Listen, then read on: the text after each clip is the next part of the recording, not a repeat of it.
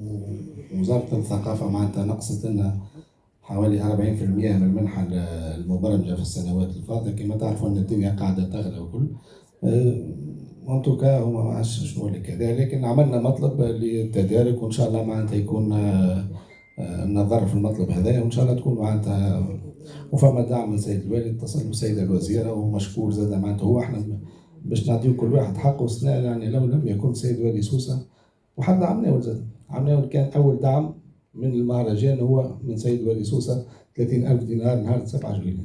السنة عنده شهر من أول دعم زاد كان أنه 30,000 دينار من سيد الوالي سوسة. هذايا اللي خلانا نجموا نحلوا الورشة ونشريوا السلعة ونخدموا ونقدموا كيف زاد مشكورة بلدية سوسة معناتها. لكن في الاخر ديما راهو الكرنفال براتيكمون احنا يكون عندنا الفلوس في جانفي في فيفري.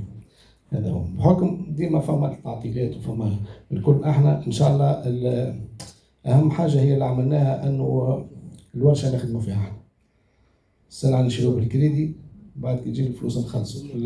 الفنانين معناتها مشكورين مضحين معنا معناتها نعطيو شويه افونس بعد نخلصوا. هذا اللي خلانا نجموا نعيشوا، وهذه الاستراتيجيه اللي خدمت بها الجمعيه وقت اللي نحينا خاطر قبل كان 2028 2018 كان معناتها الفرق العربيات الاجنبيه تاخذ معناتها 70% و 80% من ميزانيه المهرجان.